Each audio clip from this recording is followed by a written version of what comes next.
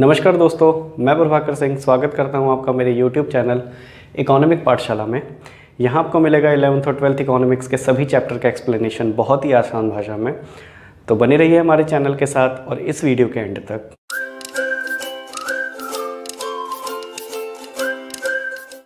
तो आज जो हम चैप्टर कवर करने जा रहे हैं वो बहुत ही इंटरेस्टिंग चैप्टर है और बहुत ही इम्पॉर्टेंट चैप्टर भी है इकोनॉमिक्स का। 11th क्लास की माइक्रो इकोनॉमिक्स बुक में से, जिसका नाम है मांग का सिद्धांत या इंग्लिश में theory of demand. Theory of demand शुरू करने से पहले मैं आपको ये बोलना चाहूँगा कि आप एक उपभोक्ता की तरह सोचें, एक कंज्यूमर की तरह सोचें जो कोई भी सामान अपनी संतुष्टि की पूर्ति के लिए या फिर अपने सेटिस्फैक्शन के लिए ख़रीदता है। सपोज़ कीजिए आपको चॉकलेट खाने का मन है तो आप एक चॉकलेट ख़रीदते हैं, ठीक है। वो चॉकलेट आपको सेटिस्फाई करता है, आपकी यूटिलिटी नीड्स को सेटिस्फाई करता है, तभी आप उसको ख़रीदते हैं। इसी तरह से सभी उपभोक्ता कुछ ना कुछ वस्तुएं खरीदते हैं अपने सेटिस्फैक्शन के लिए, अपनी नीड्स को सेटिस्फाई करने के लिए। ज़रूरत की चीज़ें होती हैं, कुछ विलासिता की वस्तुएं होती हैं, कुछ प्रतिष्ठा सूचक होती हैं कि इससे हमारा स्टेटस बढ़ेगा। फ्रिज हो गया, कार हो गया, अलग अलग तरह की चीज़ें। तो एक उपभोक्ता की तरह हमें ये सोचना है पूरा का पूरा चैप्टर पढ़ने से पहले, ठीक है। तो चलिए शुरू करते हैं मांग का सिद्धांत। अब मांग का सिद्धांत चैप्टर जब शुरू होता है तो उसमें 3 पॉइंट्स शुरुआत में ही आपको पढ़ने के लिए मिल जाते हैं। सबसे पहला आता है इच्छा। इच्छा क्या होती है? आप किसी भी चीज़ को तभी खरीदेंगे जब आपकी इच्छा हो। मान लीजिए आपको कार खरीदने के लिए कोई कहे, लेकिन आप उस कार को नहीं खरीदना चाहते क्योंकि आपकी इच्छा नहीं है। जब तक किसी भी चीज़ को खरीदने की, क्रय करने की आपके में इच्छा नहीं होगी, तब तक आप उस वस्तु को नहीं खरीद सकते। ये है इच्छा, अंग्रेजी में, इंग्लिश में डिज़ायर। दूसरा क्या है? दूसरा है क्रय शक्ति। अब आप कार तो खरीदना चाह रहे हैं, लेकिन उस कार को खरीदने के लिए आपके पास पर्याप्त धन नहीं है या फिर एडिक्वेट पैसा नहीं है आपके पास, तो आप उस कार को नहीं खरीद सकते। मान लीजिए आपको कार खरीदनी है, 2 विकल्प हैं आपके पास, 2 ऑप्शंस हैं। एक है मर्सिडीज़ बेंज, एक है मारुति सुजुकी की कोई कार। तो आपकी इच्छा तो है कार खरीदने की, लेकिन मर्सिडीज़ बेंज कार खरीदने के लिए आपके पास पर्याप्त धन नहीं है। तो ये है दूसरा हमारा क्या? क्रय शक्ति या फिर परचेजिंग पावर। कितनी परचेजिंग पावर है हमारे पास किसी भी वस्तु को खरीदने के लिए। तीसरा, सब इन दोनों पॉइंट से जुड़ा हुआ तीसरा आ जाता है फिर मांग। मांग हमारी, मैं इसको पहले परिभाषा बता देता हूं आपको। तो मांग की परिभाषा ये है कि मांग वह स्थिति है जब उपभोक्ता किसी वस्तु को क्रय कर ले, ठीक है। जब उपभोक्ता किसी वस्तु को क्रय कर ले तभी उस वस्तु की मांग बनती है। यानी कि आप मान लीजिए कार खरीदने गए, लेकिन आपने कार जाकर वहां खरीदी नहीं, ठीक है। इच्छा थी आपकी, आपके पास क्रय शक्ति भी थी, लेकिन किसी भी तीसरे कारण से आपने उसको खरीदा नहीं, तो क्या रह जाएगा? वो आपकी केवल इच्छा ही रह जाएगी, वो आपकी मांग नहीं बन पाएगी। तो मांग बनने के लिए ये दोनों पॉइंट हमारे ओके होने चाहिए, तभी हम किसी भी वस्तु को खरीदेंगे। और मांग क्या है? मांग है जब उपभोक्ता किसी भी वस्तु को खरीद लेता है। चॉकलेट खाने का मन है, इच्छा है हमारी, लेकिन हमारे पास पैसा नहीं है, तो वो हमारी मांग नहीं बनेगी। अच्छा, हमारे पास पैसा भी है लेकिन इच्छा नहीं है वो वाली चॉकलेट खाने की, तो वो हमारी मांग नहीं बनेगी। मांग उसी स्थिति में बनेगी जब ये दोनों पॉइंट्स हमारे टिक हों। मांग की परिभाषा आ गई। तो यहाँ से हमारा पूरा का पूरा चैप्टर शुरू होता है इन 3 पॉइंट्स से, इच्छा, क्रय शक्ति और मांग। और मांग क्या है? कि वह स्थिति जब उपभोक्ता वस्तु को खरीद लेता है। इसके बाद एक आता है मांगी गई मात्रा और मांग। अब चॉकलेट खरीदनी है, चॉकलेट वो क्या है? हमारी मांग है। लेकिन कितनी चॉकलेट खरीदनी है? 10 चॉकलेट खरीदनी है, 5 चॉकलेट खरीदनी है, कितनी चॉकलेट खरीदनी है, वो हो जाती है हमारी मांगी गई मात्रा, क्वांटिटी। यानी कि जो भी गुड़ आप खरीदना चाहते हैं उस गुड़ की कितनी क्वांटिटी आपको खरीदनी है उसको कहते हैं क्या, मांगी गई मात्रा, और वो बन जाती है उस वस्तु की मांग। चॉकलेट की मांग, लेकिन 10 चॉकलेट की मांग, वो हो गई क्या, मांगी गई मात्रा। ये दोनों पॉइंट आशा करता हूँ क्लियर हो गए होंगे। तो आगे बढ़ते हैं। आगे एक और पॉइंट आता है फिर इसमें, अनुसूची और वक्र। अनुसूची और वक्र समझने से पहले ये बहुत ज़रूरी है कि मांग की परिभाषा आपको अच्छे से समझ आ गई हो। तो अगर नहीं समझ में आई है तो वीडियो आप पीछे करके फिर दोबारा समझ सकते हैं, और फिर से ध्यान दीजिए अनुसूची पे और वक्र पे। अनुसूची क्या होती है? अनुसूची हम बचपन से पढ़ते आ रहे हैं, बहुत सारी क्लासेस में टेबल बनाते हैं किसी भी चीज़ का, कि किसी भी वस्तु का, या फिर जैसे हम क्लास में मार्क्स बनाते हैं कि रमन के इतने इकोनॉमिक्स पे इतने नंबर आए हैं, हिंदी में इतने नंबर आए, इंग्लिश में इतने नंबर आए, तो वो एक टेबल बन जाता है। उस तरह की जितनी भी टेबल्स होती हैं, जितनी भी टेबल्स हम बनाते हैं, तालिकाएं बनाते हैं, उन सबको कहते हैं क्या, अनुसूची। तो ऐसे ही एक मांग की अनुसूची बनती है। मांग की अनुसूची की परिभाषा पहले पढ़ लेते हैं, स्केड्यूल या फिर टेबल। वह तालिका जो वस्तु की कीमत और मांग के बीच संबंध बताती है। वह तालिका जो वस्तु की कीमत और मांग के बीच संबंध बताती है। अब इसका मतलब क्या है? वस्तु की कीमत और मांग के बीच संबंध का तात्पर्य ये है कि किसी भी वस्तु की कीमत पे कितनी मांगी गई मात्रा उस वस्तु की होगी, या फिर कितनी मात्रा की मांग उस वस्तु की होगी, जो ये तालिका बताएगी उस तालिका को कहते हैं क्या, अनुसूची या फिर मांग अनुसूची, डिमांड स्केड्यूल या फिर डिमांड टेबल। ऐसे ही सेम वक्र, आसान भाषा में इसको ग्राफ कहते हैं। ठीक है, बचपन से पढ़ते आ रहे हैं, बहुत सारे ग्राफ हमने बनाए भी हैं, सबको कंबाइंड करके वक्र बनाया जाता है एक। तो वक्र की भी सेम परिभाषा है, वह वक्र या फिर ग्राफ चित्र जो वस्तु की कीमत और मांग के बीच संबंध बताता है। ठीक है, संबंध क्या होगा, कैसा होगा, वो अभी बता रहा हूं मैं थोड़ी देर में। तो ये परिभाषाएं आपको समझ में आ गई। एक नंबर का क्वेश्चन आ सकता है ये, मांग वक्र की परिभाषा या फिर मांग अनुसूची की परिभाषा लिखिए। तो परिभाषा बहुत ही आसान है कि वह तालिका जो वस्तु की कीमत और वस्तु की मांग के बीच संबंध बताती है, वो है मांग अनुसूची। और मांग वक्र वह है जो वस्तु की कीमत और मांग के बीच संबंध बताता है वक्र, वो है मांग वक्र। क्लियर है? अनुसूची। अब अनुसूची और वक्र के दो पार्ट हो सकते हैं। मैंने पहला वीडियो जो इंट्रोडक्शन वाला बनाया था उसमें मैंने आपको बताया था कि अर्थशास्त्र को दो मुख्यतः भागों में बांटा गया है, एक व्यष्टि और एक समष्टि। व्यष्टि हमेशा व्यक्तिगत रूप पे चलता है, यानी कि इंडिविजुअल, मैं अगर रिएक्ट करूंगा किसी भी प्रोडक्ट के लिए तो किस तरह से रिएक्ट करूंगा। और एक होता है पूरे समूह का या फिर पूरे बाजार का। जैसे आलू है, मैं अगर 10 किलो आलू खाता हूँ तो ज़रूरी नहीं कि सभी के सभी 10 किलो आलू खाते हों। कोई 5 किलो खाएगा, कोई 4 किलो खाएगा। तो पूरे देश में कितना उपभोग होगा आलू का, वो हो जाता है क्या, समष्टि। और मेरा इंडिविजुअल अकेले का वो होगा क्या, व्यक्तिगत। तो इसी हिसाब से मांग को भी दो कैटेगरी में बांटा जा सकता है, एक व्यक्तिगत और एक बाजार। ठीक है, व्यक्तिगत। अच्छा, अब इसकी भी परिभाषा आ सकती है ऐसे ही, व्यक्तिगत मांग अनुसूची की परिभाषा लिखिए, बाजार मांग अनुसूची की परिभाषा लिखिए। व्यक्तिगत मांग वक्र की परिभाषा लिखिए, बाजार मांग वक्र की परिभाषा लिखिए। ठीक है, तो व्यक्तिगत मांग वक्र में केवल यहाँ पर व्यक्तिगत ऐड कर देंगे। व्यक्तिगत मांग अनुसूची वह अनुसूची है जो वस्तु की कीमत और मांग के बीच संबंध बताती है। ऐसे ही सेम वक्र का बाजार मांग अनुसूची वह अनुसूची है जो बाजार की मांग और वस्तु की कीमत के बीच संबंध बताती है। तो व्यक्तिगत मांग अनुसूची, कभी एक तो ये परिभाषा हो गई, डेफिनेशन एक नंबर में, कभी कभी ये तालिका बनाने के लिए भी कहा जा सकता है, हालांकि इसके चांसेस बहुत कम हैं, पर फिर भी। तो तालिका कैसे बनेगी? अब यहाँ पर आ गया प्राइस, ये है डिमांड।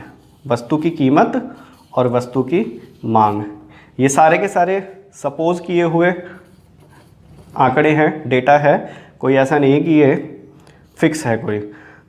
तो जब किसी भी वस्तु की कीमत 10 रुपये थी तो उसकी 10 क्वांटिटी की डिमांड होती थी।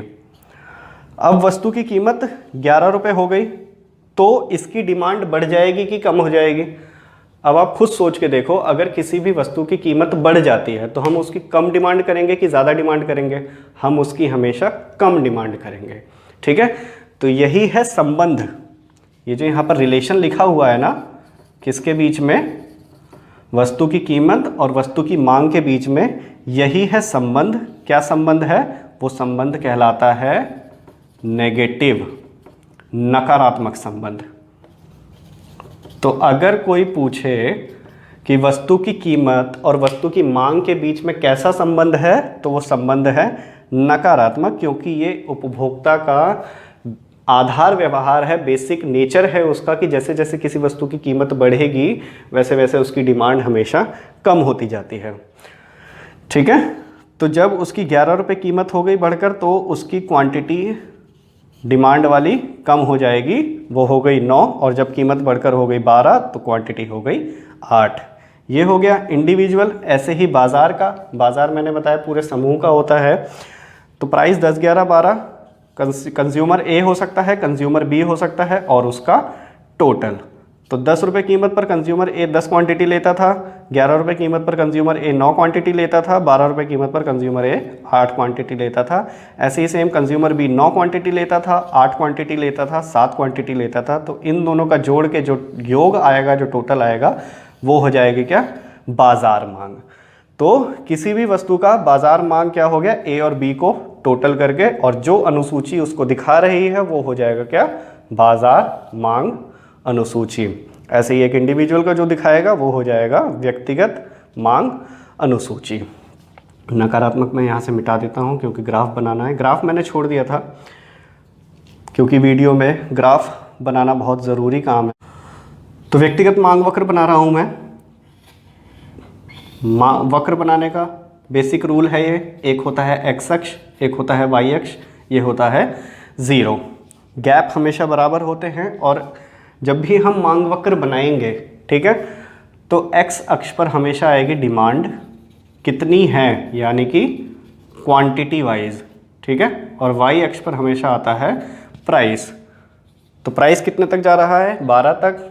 तो मैं यहाँ पर गैप ले लेता हूँ 3, 6, 9, 12, और ऐसे ही सेम डिमांड कितने तक जा रही है? 10 तक। तो 3, 6, 9, 12 ये भी ले लेता हूँ। 3, 6, 9, 12, 3, 6, 9, 12। अब कह रहा है कि प्राइस जब है तो डिमांड है, प्राइस 10 है तो डिमांड भी है 10। तो प्राइस अगर 10 है, 10 मैं मान लेता हूँ यहाँ पर, तो डिमांड भी है 10, तो इसको भी ले लिया जाए यहाँ पर। उसके बाद कह रहा प्राइस जब 11 हो गया तो डिमांड हो गई 9। तो प्राइस जब 11 हो गया तो डिमांड हो गई 9, ये यहाँ आ जाएगा। और प्राइस जब 12 हो गया तो डिमांड हो गई 8। तो प्राइस जब 12 हो गया तो डिमांड हो गई 8। तो ये कैसा आया ग्राफ? ग्राफ आया ये इधर नीचे की ओर। इस ग्राफ को, ठीक है, ये ग्राफ आया ऐसा। ऐसे ही सेम हम बाज़ार का बना लेंगे, एक्स अक्ष वाई अक्ष 0, तो बाज़ार का ग्राफ भी आएगा ऐसे ही नीचे। इन दोनों को जोड़ के टोटल करके इसका भी ग्राफ आएगा ऐसे ही नीचे। तो यहाँ पर क्वांटिटी आ जाएगी, यहाँ पर प्राइस आ जाएगा, और ये आ गया डिमांड कर्व। इसको चाहने के लिए हम लिख भी सकते हैं इंडिविजुअल डिमांड कर्व या फिर मार्केट डिमांड कर्व। ठीक है, स्पेलिंग में थोड़ी सी ऐसे लिख देता हूँ तो आप उसको स्पेलिंग ठीक से लिख लेना, मार्कर तेज चलता है मेरा। ठीक है, ये पॉइंट यहाँ तक क्लियर हो गए। इच्छा शक्ति होनी चाहिए, क्रय शक्ति होनी चाहिए, तभी किसी वस्तु की मांग बनती है। मांग की परिभाषा क्या है? वह स्थिति जब उपभोक्ता वस्तु को खरीद लेता है। ठीक है, मांगी गई मात्रा, और मांग में आ गया आपको समझ में अनुसूची और वक्र में आ गया समझ। आगे बढ़ते हैं। मांग को निर्धारित करने वाले तत्व क्या होते हैं? निर्धारित करने वाले तत्व का मतलब है कि कौन कौन सी चीज़ें हैं जो कंज्यूमर को प्रोत्साहित करेंगी, इनकरेज करेंगी कि जाके ये वाली चीज़ खरीद लो आप। ठीक है, इच्छा तो है हमारे अंदर, लेकिन अब उसके साथ साथ और भी चीज़ें एडिशनल होनी चाहिए, तभी तो हम चीज़ों को खरीदेंगे। तो किसी भी वस्तु की मांग कब बनेगी, कौन कौन से तत्व उसको निर्धारित करेंगे, डिटरमाइन करेंगे, वो सारी चीज़ें यहाँ पर हैं, पढ़ेंगे हम। तो मांग फलन या फिर इसको निर्धारक तत्व भी कहते हैं, डिमांड के डिटर्मिनेशन। ठीक है, तो इसको भी सेम दो चीज़ों में बांटा गया है, व्यक्तिगत मांग फलन और बाजार मांग फलन। इसको दो चीज़ों में, वर्गों में बांटा क्यों गया है? एक तो इंडिविजुअल हमेशा अलग अलग सब किसी का चलता है। मैं जिस चीज़ को पसंद करता हूँ, हो सकता है आप उस चीज़ को पसंद ना करते हो। मेरे लिए जो निर्धारित करेंगी चीज़ें, हो सकता है आपके लिए निर्धारित ना करें। जैसे सिगरेट, शराब, गुटखा है, जो कई लोग पीते हैं, तो उनकी कीमत चाहे कितनी भी बढ़ जाए, उनकी डिमांड में फ़र्क पड़ता ही नहीं है, उनको पीना ही है। और सिगरेट, शराब, गुटखा मेरे लिए चाहे जितना मर्जी सस्ता हो जाए, मैं उसको नहीं खरीदूँगा। ठीक है, तो इसीलिए इसको भी दो हिस्सों में बांटा गया है, व्यक्तिगत और बाजार। अच्छा, व्यक्तिगत मांग को निर्धारित करने वाले कौन कौन से तत्व होंगे? सबसे पहले आती है वस्तु की कीमत। प्राइस अगर मेरे अकॉर्डिंग नहीं होगा किसी भी वस्तु का, तो मैं उसको नहीं खरीदूंगा। ठीक है, मैं अगर मान लेते हैं कल कोई भी सामान 10 रुपये का खरीदता था, आज वो बढ़ के 12 रुपये हो गया, तो हो सकता है मैं उसको ना खरीदूँ, ज़ीरो कर दूँ उसको। ठीक है, या फिर मैं किसी भी चीज़ का प्राइस एक्सपेक्ट करके कुछ और गया था और वहाँ पर जाकर कुछ और निकल गया, तो मैं उसको नहीं खरीदूँगा। तो वस्तु की कीमत सबसे बड़ा डिटर्मिनेशन पॉइंट है किसी भी वस्तु की मांग को बनाने का। ठीक है, संबंधित वस्तुओं की कीमत। अब संबंधित वस्तुएं क्या होती हैं? इनको कहते हैं अंग्रेजी में रिलेटेड गुड्स। आसान शब्दों में अगर इसको कहा जाए तो दो वस्तुएं एक दूसरे से संबंध में रहती हैं। जैसे ये मार्कर है, इसके अंदर अगर इंक ना हो तो ये मार्कर किसी भी काम का नहीं है। बाइक के अंदर अगर पेट्रोल ना हो तो वो किसी भी काम की नहीं होती। ये वस्तुएं होती हैं एक दूसरे से संबंधित रहती हैं, एक का इफेक्ट दूसरे पे पड़ता है। ठीक है, तो ये होता है संबंधित वस्तुएं। तो संबंधित वस्तुएं दो प्रकार की हैं, एक है प्रतिस्थापन, सब्स्टिट्यूट, और एक है पूरक। प्रतिस्थापन को स्थानापन्न भी कहते हैं, कई जगह स्थानापन्न भी लिखा रहता है, इंग्लिश में सब्स्टिट्यूट। सब्स्टिट्यूट पूरी बुक में सब जगह सब्स्टिट्यूट ही मिलेगा, यहाँ से लेकर पेपर तक। इंग्लिश के जितने भी वर्ड्स हैं इकोनॉमिक्स में ज़्यादातर, वो आपको सेम ही मिलेंगे हर जगह। हिंदी में थोड़ा सा चेंज कर देते हैं, हर जगह पर्यायवाची का प्रयोग किया जाता है। ठीक है, तो प्रतिस्थापन को स्थानापन्न भी लिखा रहता है कई जगह। सब्स्टिट्यूट गुड्स कौन से होते हैं? सब्स्टिट्यूट गुड्स वो होते हैं जिनका एक के स्थान पर दूसरे का प्रयोग किया जा सकता है। क्लियर है? नहीं क्लियर है? मैंने क्या कहा? जिनका एक के स्थान पर दूसरे का प्रयोग किया जा सकता है, जैसे कि पेप्सी, कोक, स्प्राइट, मिरिंडा, ये सभी क्या हैं? एक दूसरे के स्थानापन्न है। आप पेप्सी पीने गए, अब आप पेप्सी ही पीते हो तो वो बात अलग है, लेकिन यदि आप पेप्सी भी लेने गए, नहीं मिली पेप्सी, तो आप क्या कहोगे? कोक दे दे यार, स्प्राइट दे दे, चल कोई नहीं। ये क्या है कि एक की जगह पर दूसरे का आप प्रयोग कर सकते हो। ये होती हैं कौन सी? स्थानापन्न वस्तुएं। दूसरी होती हैं पूरक वस्तुएं। पूरक वस्तुएं वो वस्तुएं होती हैं जो एक दूसरे की पूरक होती हैं। अगर एक ना हो तो दूसरे का कोई भी काम नहीं है। मार्कर है, इंक ना हो तो किसी काम का नहीं है। बाइक है, पेट्रोल ना हो तो किसी काम की नहीं है। तो पूरक वस्तुएं बाइक, पेट्रोल, और यहाँ पर क्या हो गया? Coke, Pepsi, etcetera. ठीक है, तो इस तरह की वस्तुओं को कहते हैं प्रतिस्थापन और पूरक वस्तुएं। तो मांग हमारी इस पर भी निर्भर करती है कि वो दूसरी चीज़ की अवेलेबिलिटी है कि नहीं है। मैं पेप्सी की मांग करने गया था लेकिन वो है ही नहीं, तो मैं कोक की मांग करूँगा। अब पूरक वस्तुएं, मैं मार्कर की मांग करने गया था लेकिन इंक ही नहीं है, तो फिर किसी मेरी मांग में परिवर्तित वो नहीं होगी। नेक्स्ट आता है उपभोक्ता की आय। उपभोक्ता की आय, अब मैं किसी भी चीज़ को खरीदना तो चाहता हूँ, इच्छा है मेरी, किंतु मेरी इनकम ही नहीं है उतनी, तो मैं उसको कैसे खरीदूंगा? ये तो निर्धारित करने में उपभोक्ता की आय का बहुत बड़ा हाथ होता है। जब तक मेरी आय उस लेवल की होगी नहीं, इनकम उस लेवल की होगी नहीं, तो मैं उसकी डिमांड नहीं करूँगा। नेक्स्ट आता है रुचि तथा प्राथमिकताएं, प्रेफरेंसेस एंड टेस्ट्स। तो अगर मुझे किसी भी वस्तु का टेस्ट पसंद आ गया है, ठीक है, जैसे कॉफ़ी पीने का ही आदी हो गया हूँ मैं, मुझे चाय पसंद नहीं आती, तो कॉफ़ी की ही डिमांड करूँगा मैं हमेशा, मैं चाय की डिमांड नहीं करूँगा। या फिर सबसे ज़्यादा इसका अच्छा एग्जाम्पल है नशीली वस्तुओं का सेवन, सिगरेट, शराब, गुटखा कई लोग खाते हैं, तो वो हमेशा उसकी डिमांड ही करते हैं, चाहे उनकी आय का कुछ भी साधन हो चाहे ना हो। तो रुचि तथा प्राथमिकताएं अगर मेरी किसी भी चीज़ पर हैं तो मैं उसकी डिमांड ही करूँगा, दूसरी वस्तु की डिमांड नहीं करूँगा। भविष्य की संभावनाएं, ये थोड़ा सा इम्पॉर्टेंट है, इसको ध्यान से समझना। भविष्य की संभावनाएं क्या होती हैं?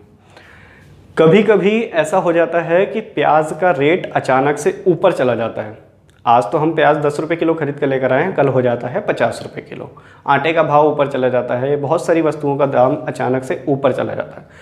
कभी कभी ऐसा होता है कि हमें पहले से ही पता चल जाए कि प्याज का रेट कल 50 रुपये होने वाला है, तो मैं क्या करूँगा? मैं आज ही खरीदूँगा उसको ज़्यादा। इसका और अच्छा एग्जाम्पल हो सकता है क्या? पेट्रोल। पेट्रोल आजकल रोज़ बढ़ रहा है, पिछले कुछ दिनों 1-2 रुपये रोज़ के रोज़ बढ़ रहा था, और पेट्रोल हमेशा बढ़ने से पहले खबर आ जाती है कि आज रात से इतना महंगा हो जाएगा।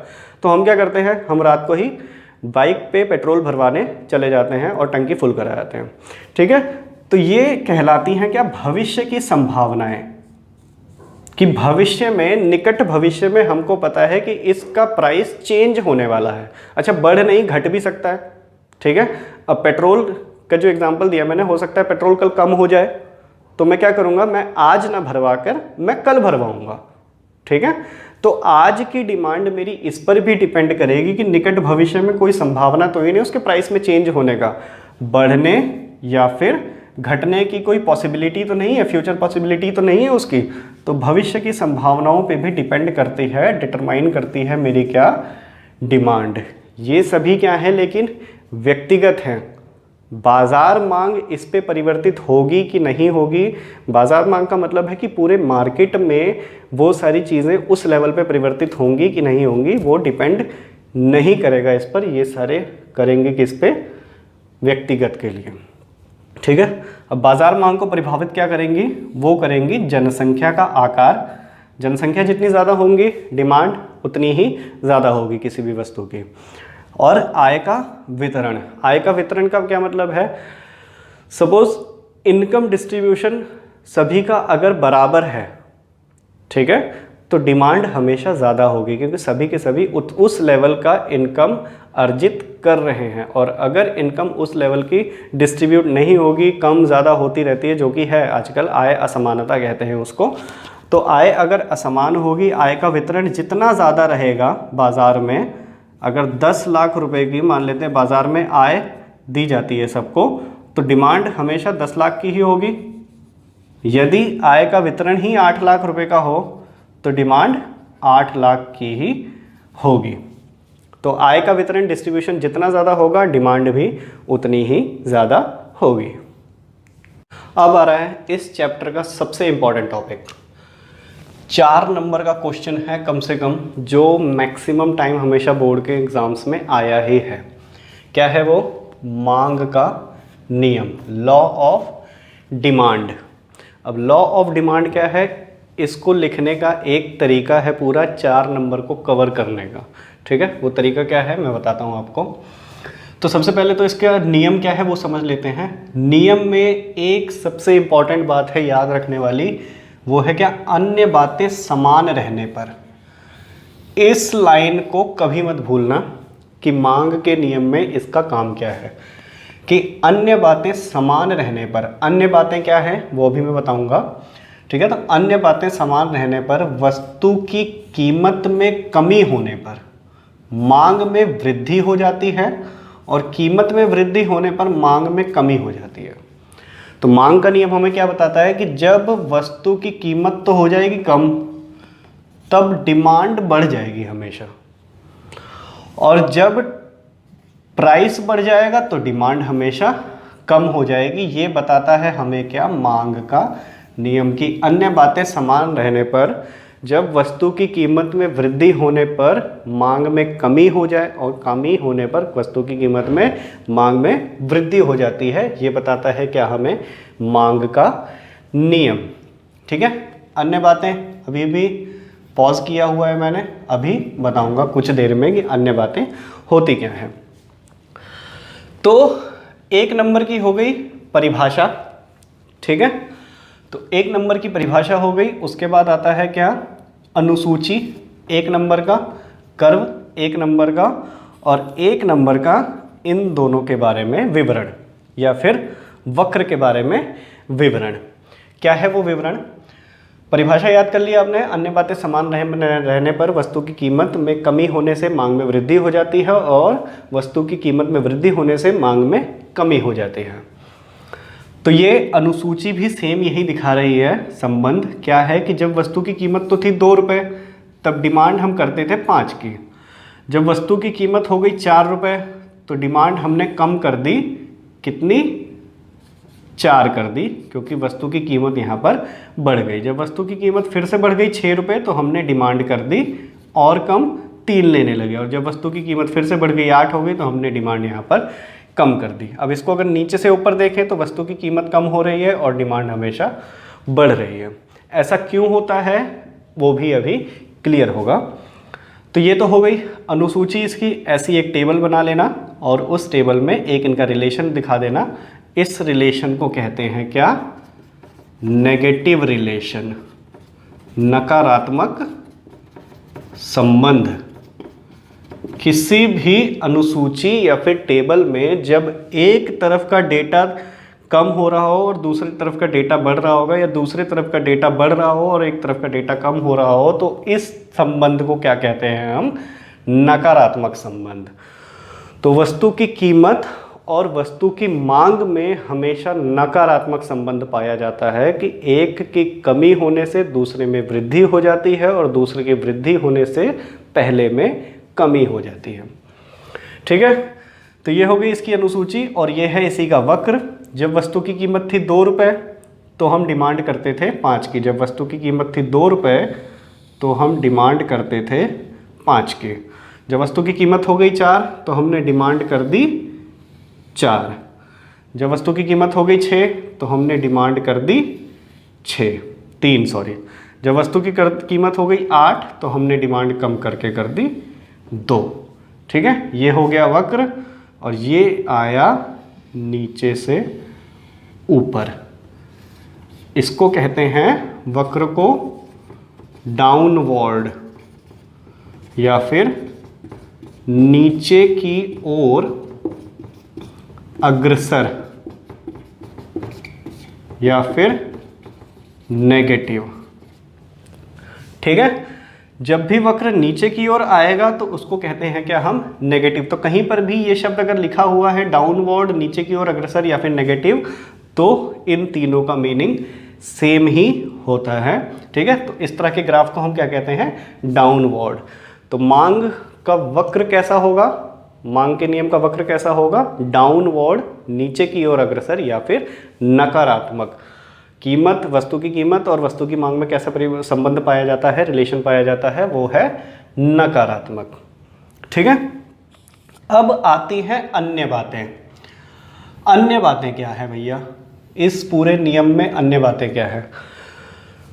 तो ऐसा नहीं है कि वस्तु की डिमांड या फिर मांग जो है सिर्फ कीमत ही परिवर्तित कर सकती है, और भी कई सारे कारण हैं जो वस्तु की डिमांड को इंक्रीज या फिर डिक्रीज कर सकते हैं। वो तो कीमत के अतिरिक्त जितनी भी चीज़ें हैं वो सभी आ जाती हैं क्या, अन्य बातों में। अब सपोज मेरी इनकम बढ़ गई, पहले मेरे को 10,000 रुपये मिलते थे, अब मेरे को 12,000 रुपये मिलने लगे, तो मैं 12,000 रुपये की डिमांड करूँगा। ठीक है, तो यहाँ पर मेरी डिमांड चेंज हो गई, बढ़ गई, बिना प्राइस के चेंज हुए।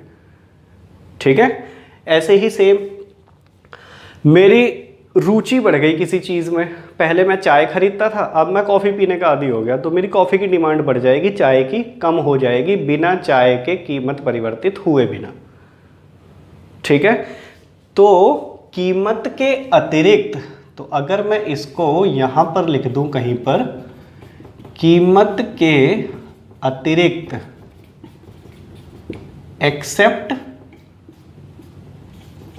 प्राइस, जितने भी कॉजेस हैं, जितने भी कारण हैं वस्तु की मांग को परिवर्तित करने के, उन सभी को हम क्या कहते हैं, अन्य बातें। अब मांग के नियम में यही माना गया है कि कीमत वस्तु की मांग को तभी परिवर्तित करेगी जब अन्य बातें समान रहेंगी। ठीक है, 10,000 से मेरी आय बढ़कर 12,000 हो गई, तो अगर किसी वस्तु का प्राइस बढ़ भी गया तो भी मैं हो सकता है उसकी उतनी ही क्वांटिटी खरीद लूँ, तो मेरी डिमांड में कोई भी चेंज नहीं आया प्राइस बढ़ने के बाद भी। क्यों? क्योंकि अन्य बातों में परिवर्तन हो गया, तो ये नियम यहाँ पर लागू नहीं हुआ। तो नियम लागू तब होगा जब ये अन्य बातें समान रहेंगी।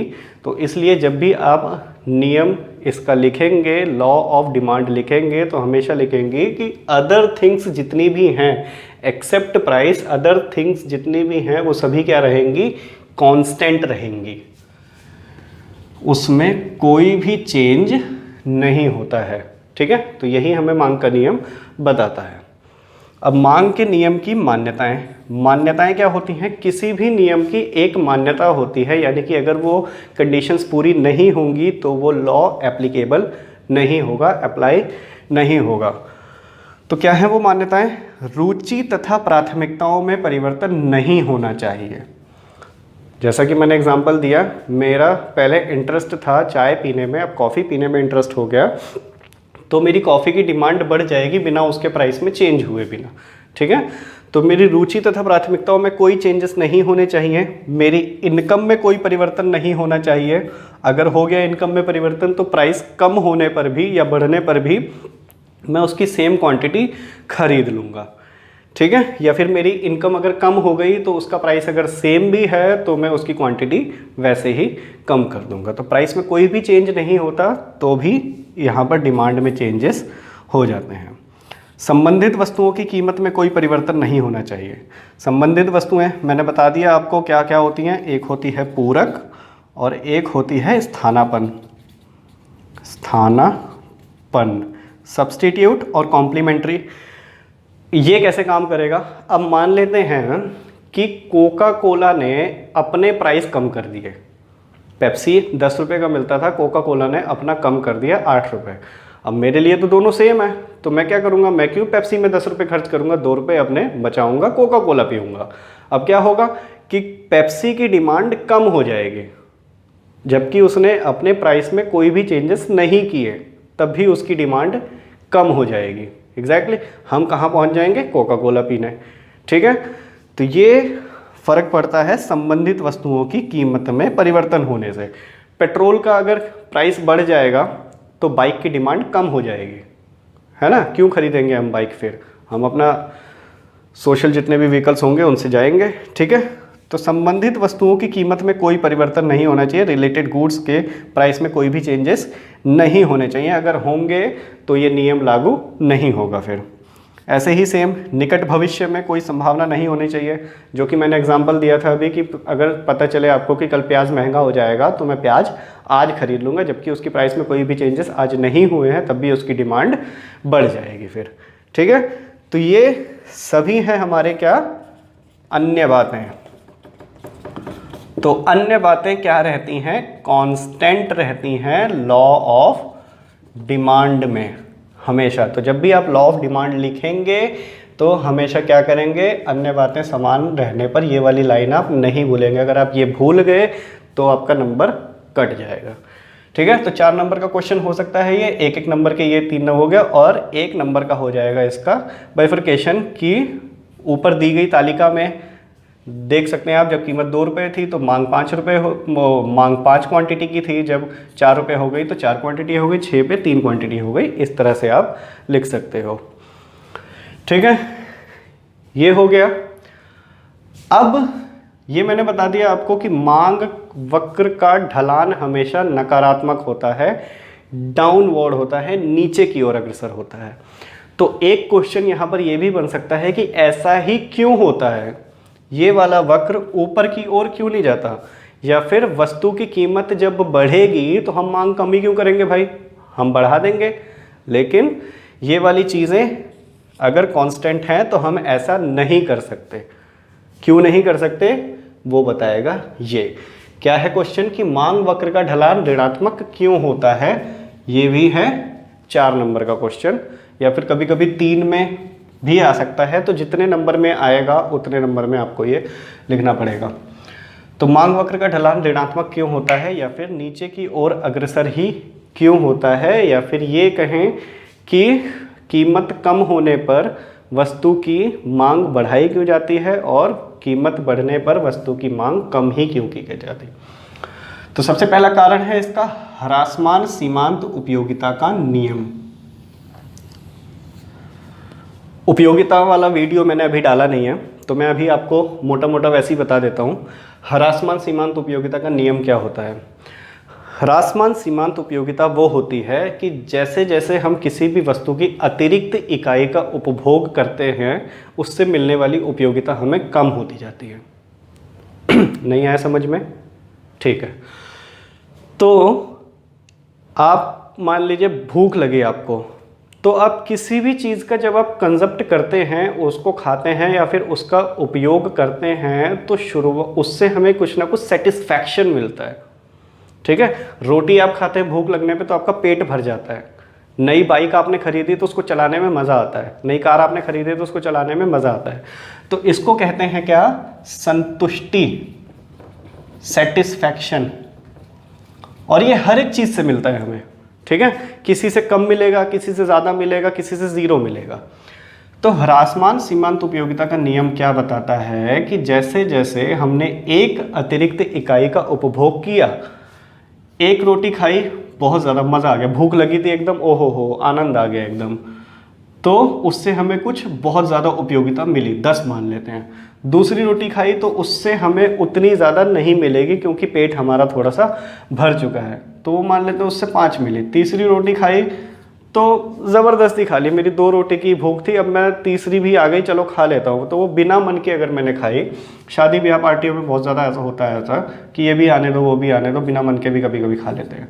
तो ये बिना मन के खा ली, तो इससे मुझे उपयोगिता कुछ भी नहीं मिली, लेकिन मैंने उसको खा लिया।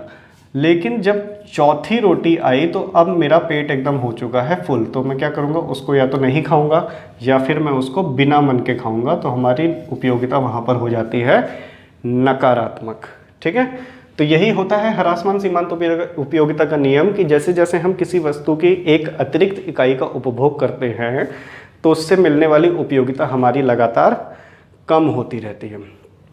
तो अब जैसे जब हम किसी भी चीज़ का बहुत अधिक उपभोग कर लेंगे, ठीक है, चॉकलेट आपने 10 खा ली, तो क्या अब आप दोबारा चॉकलेट खरीदने जाओगे? नहीं जाओगे। हो सकता है, ये मैं अपना बता रहा हूँ, हो सकता है 10 के बाद आपकी 20 की भी भूख हो तो आप जाओगे बिल्कुल। ये पर्सन टू पर्सन वेरी करता है, मैं यहाँ पर व्यक्तिगत की बात कर रहा हूँ। तो 10 के बाद हो सकता है कि आप उसको ना खरीदो या फिर कम खरीदोगे। ठीक है, तो इसीलिए जब चेंजेस हो जाते हैं मांग में, इसीलिए मांग हमेशा कम होती है। दूसरा क्या है, आय प्रभाव। आय प्रभाव क्या होता है, अब किसी वस्तु की कीमत है 10 रुपये, ठीक है, और आपकी आय है 100 रुपये। ये यहाँ पर मैं प्राइस लिख देता हूँ, यहाँ पर इनकम लिख देता हूँ। तो आप इसकी कितनी क्वांटिटी खरीद सकते हो, आप इसकी 10 क्वांटिटी खरीद सकते हो। अब कीमत इसकी बढ़ गई, 15 हो गई, ठीक है, आपकी आय तो सेम रही। अब आपको 10 क्वांटिटी खरीदने के लिए 150 रुपये चाहिए, लेकिन आपके पास 150 तो है ही नहीं, 100 है आपके पास सिर्फ। तो अब इसकी कितनी, अब 6 पॉइंट कुछ यूनिट खरीद सकते हो बस।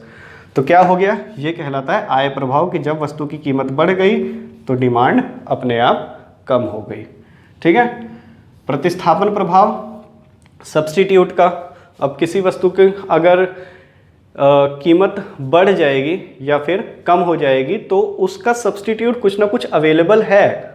ठीक है, पेप्सी ने अगर अपनी कीमत बढ़ा दी तो उसका सब्स्टिट्यूट अवेलेबल है, मैं यहाँ से वहाँ चला जाऊँगा तुरंत। तो कीमत बढ़ने पर यहाँ पर क्या होगा, डिमांड हमेशा कम हो जाती है। उपभोक्ता समूह का आकार, उपभोक्ता समूह का आकार क्या होता है इसको ध्यान से समझना। इनकम का एग्जांपल आपने ले लिया, ठीक है। अब मान लेते हैं कि ये कुछ लोग तो इसमें हैं जो अभी भी 10 क्वांटिटी खरीद सकते हैं, जिनकी आय पहले से ही 200 रुपये थी मान लेते हैं, ठीक है। लेकिन जिसकी 100 रुपये थी वो तो कट जाएगा ना इसमें से।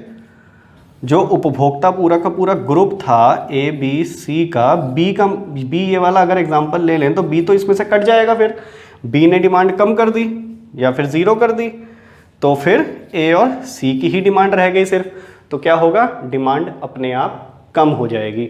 ये होता है क्या, उपभोक्ता समूह का आकार, की प्राइस बढ़ने से कुछ ऐसे उपभोक्ता उसमें से कट जाते हैं जिनकी आय समान है या फिर उसमें कांस्टेंट कोई भी चेंज नहीं हो रहा है। ठीक है, तो उपभोक्ता समूह का आकार इस तरह से प्रभावित करता है, कीमत बढ़ने पर कम हो जाता है। विभिन्न उपयोग, विभिन्न उपयोग क्या है, दूध है, दूध से बहुत सारी चीज़ें बनती हैं, घी बनता है, दही बनता है और एट्सेट्रा, जितनी भी चीज़ें, बहुत सारी चीज़ें बन जाती है दूध से। खीर बना लो, ये बना लो, वो बना लो, सब बना लो।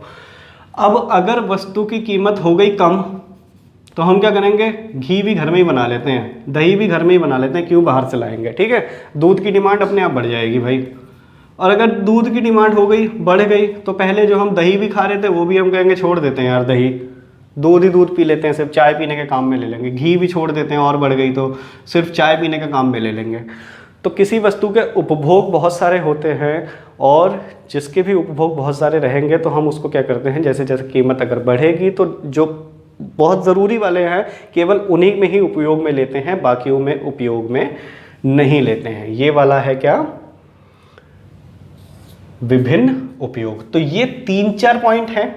मुझे लगता है कि अगर ये वाले आप समझ गए होंगे तो ये मांग का नियम अब एकदम क्लियर हो गया होगा कि भैया ये डाउनवर्ड ही क्यों जाता है हमेशा, प्राइस बढ़ने पर कम ही क्यों होगा। ये हो सकता है बढ़ भी तो सकता था, लेकिन क्यों बढ़ा, ये मांग का नियम बना ही ऐसा क्यों है। तो ये सारे पॉइंट्स आपको क्लियर कर सकते हैं कि ये ऐसा ही क्यों बना है। मांग का नियम बहुत ज़रूरी है, पूरे के पूरा चैप्टर ही इसी के ऊपर डिपेंड है। जितने भी रिलेटेड गुड्स निकट भविष्य में, ये सभी इसी से संबंधित है। क्या कि वस्तु की कीमत बढ़ने पर मांग कम हो जाएगी और वस्तु की कीमत कम होने पर मांग बढ़ जाएगी।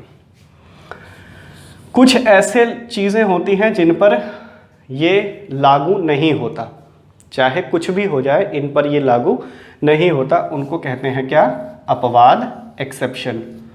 यानी कि इन पर लागू नहीं होता, क्या, नियम ये वाला लागू नहीं होता। तो कौन कौन सी है वो, प्रतिष्ठा सूचक वस्तुएं। प्रतिष्ठा सूचक वस्तुएं कौन सी होती हैं, जो हमारी प्रतिष्ठा बढ़ाती हैं।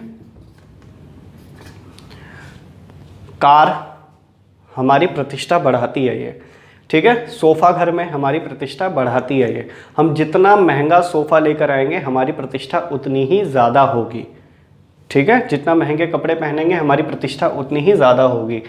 तो जिन भी वस्तुओं की जो हमारी प्रतिष्ठा बढ़ाती हैं उनकी कीमत जितनी ज़्यादा होगी उतना ही ज़्यादा लोग उसको खरीदते हैं। जैसे आईफोन है, आईफोन हर साल 1-1.5 लाख रुपए का लॉन्च होता है, हर साल अपनी कीमत बढ़ा रहा है और हर साल इसकी डिमांड भी बढ़ रही है, ठीक है। तो ये होता है प्रतिष्ठा सूचक वस्तुएं, इस पर ये नियम लागू नहीं होता। इसकी कीमत जितनी बढ़ेगी डिमांड भी उतनी बढ़ेगी, ठीक है। गिफिन गुड्स, गिफिन गुड्स होती हैं बहुत ही घटिया क्वालिटी की चीज़ें, ठीक है। चावल खरीदने जाते हैं, दाल खरीदने जाते हैं, आलू खरीदने जाते हैं तो कुछ सामान बहुत अलग रखा होता है, वो सस्ता रहता है सबसे कि हाँ ले जाए बस, किसी तरह से लोग, उसे कहते हैं गिफिन वस्तुएं या फिर घटिया क्वालिटी की, घटिया कोटि की वस्तुएं, ठीक है। इनका प्राइस पे कोई इफेक्ट नहीं पड़ता, ठीक है।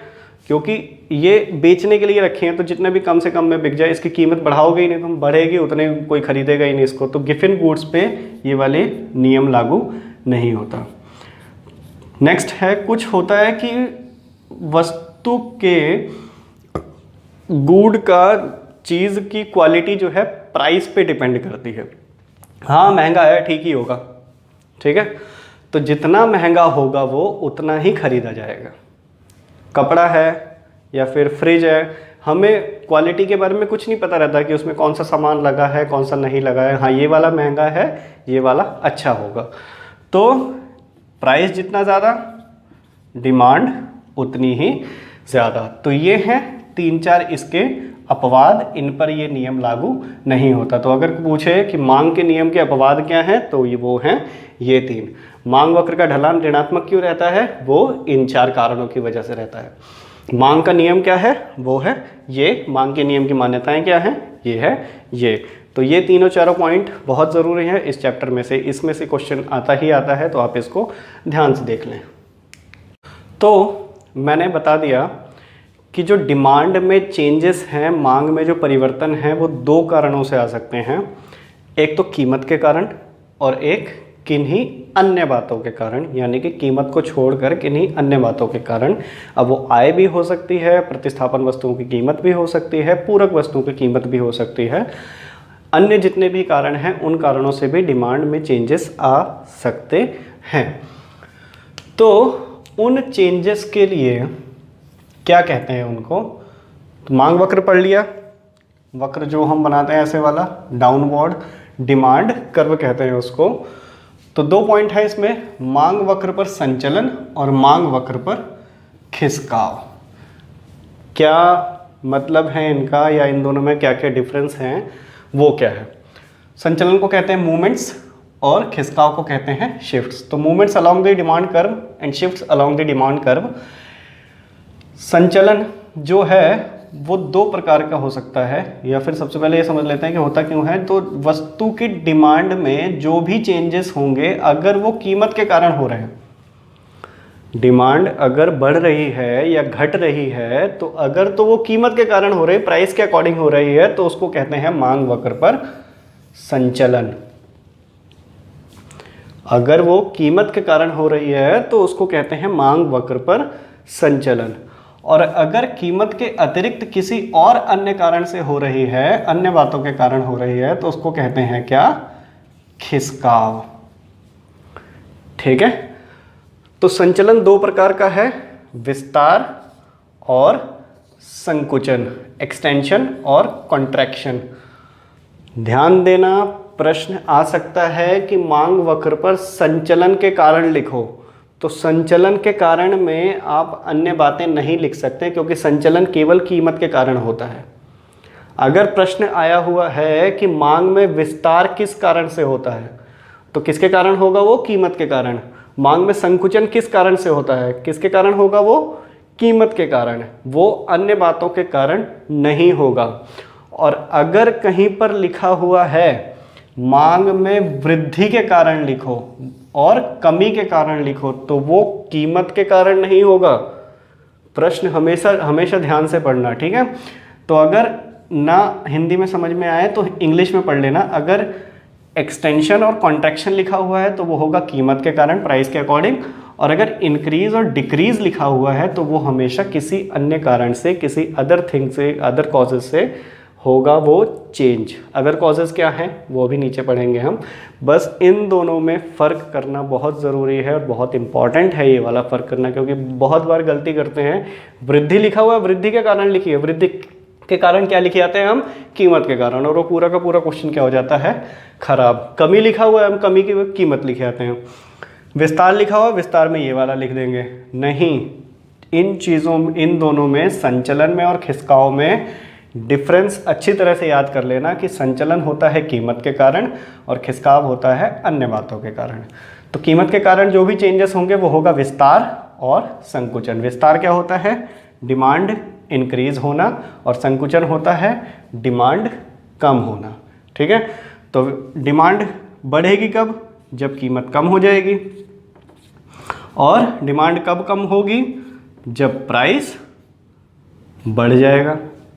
ठीक है, तो विस्तार और संकुचन ये होता है मांग वक्र पर संचलन, और होगा किस कारण से? कीमत के कारण, खिसकाव। तो अगर मैं इसका वक्र भी बना देता हूँ यहाँ पर ऐसे ही, तो मांग वक्र क्या हो रहा है? डिमांड बढ़ रही है। तो डिमांड बढ़ेगी कैसे? जब वक्र ऊपर की ओर जाएगा। और डिमांड कम हो रही है तो कम कब होगी? जब वक्र ऐसे नीचे की ओर आएगा। पहले 10 क्वांटिटी खरीदते थे, अब 8 क्वांटिटी खरीदते हैं, तो ये नीचे की ओर आ गया और ये ऊपर की ओर चला गया। तो इसको कहते हैं मांग वक्र पर विस्तार। अगर ऊपर की ओर जा रहा है तो विस्तार, नीचे की ओर आ रहा है तो संकुचन। मांग वक्र में खिसकाव प्राइस के एक्सेप्ट जितने भी अन्य कॉजेस हैं, अदर कॉजेस हैं, उन सभी से जब भी डिमांड में चेंजेस होंगे तो वो कहलाते हैं क्या? वृद्धि और कमी। वृद्धि लिखा हुआ है तो सीधी सी बात है डिमांड बढ़ रही है, और कमी लिखा हुआ है तो सीधी सी बात है डिमांड कम हो रही है। तो वो अन्य बातें हैं क्या?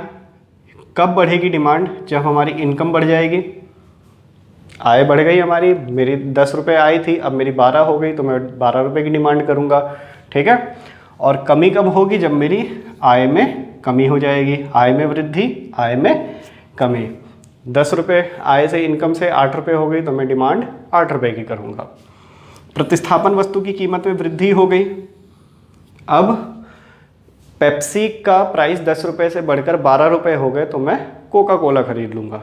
ठीक है, तो वस्तु की कीमत में, प्रतिस्थापन वस्तु की कीमत में वृद्धि हो गई तो इस वस्तु की मांग में वृद्धि हो जाएगी, और प्रतिस्थापन वस्तु की कीमत में अगर कमी हो गई तो इस वस्तु की मांग में कमी हो जाएगी। ठीक है, पूरक वस्तुओं की कीमत में कमी हो गई। अगर इंक की कीमत कम हो गई तो पेन की कीमत भी अपने आप कम हो जाएगी। क्लियर है?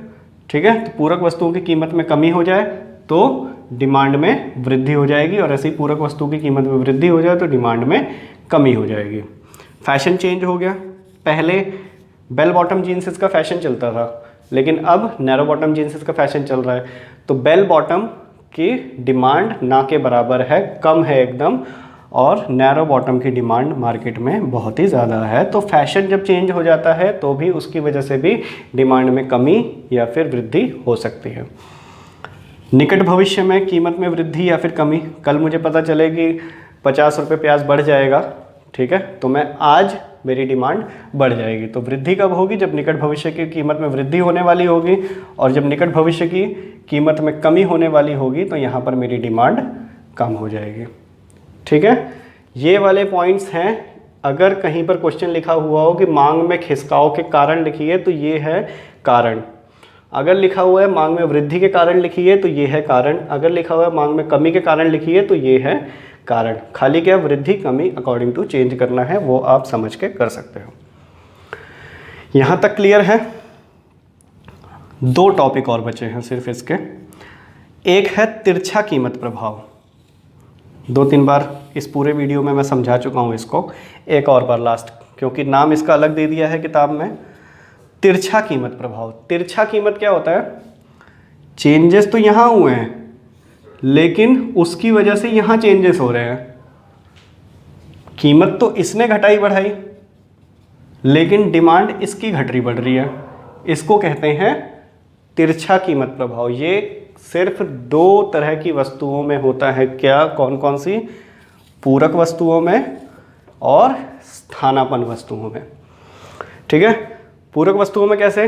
अब इंक की अगर कीमत कम हो जाएगी तो पेन की या मार्कर की डिमांड अपने आप उसकी कीमत भी अपने आप कम हो जाएगी और उसकी डिमांड भी बढ़ जाएगी। स्थानापन्न वस्तुओं की में कैसे होता है? जब पेप्सी ने अपनी कीमत अगर कम कर दी तो पेप्सी की डिमांड, कोका कोला की डिमांड अपने आप कम हो जाएगी। ठीक है, तो इसको कहते हैं क्या?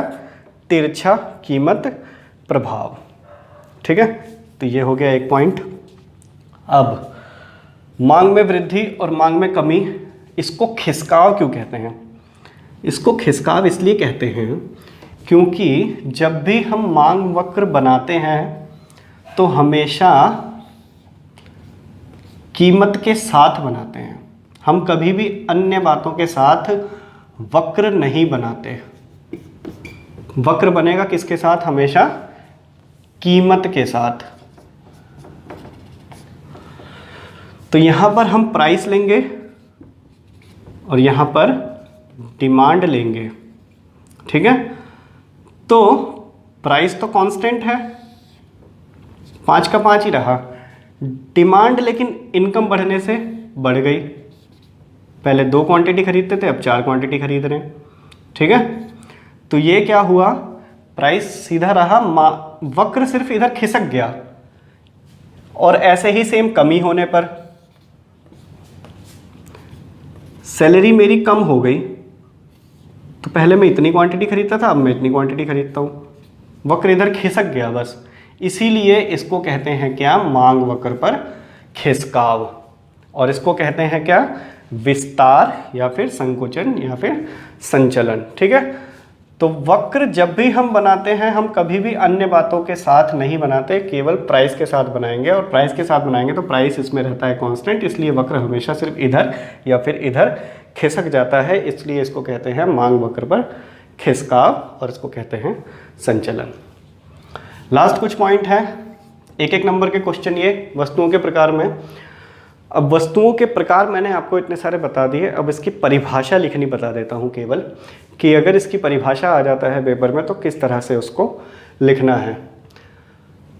तो जब भी हम परिभाषा लिखेंगे किसी भी वस्तु के प्रकार की, हमेशा लिखेंगे उसका कीमत के साथ संबंध, कीमत के साथ संबंध, रिलेशन विद द प्राइस, ठीक है। किसी भी गुड की डेफिनेशन अगर लिखना है तो हम क्या लिखेंगे, उसका रिलेशन लिखेंगे प्राइस के साथ में। तो जैसे सामान्य वस्तुएं हैं, सामान्य वस्तुएं कौन सी वस्तुएं होती हैं, सामान्य वस्तुएं वे वस्तुएं होती हैं जिनका कीमत के साथ नकारात्मक संबंध रहता है।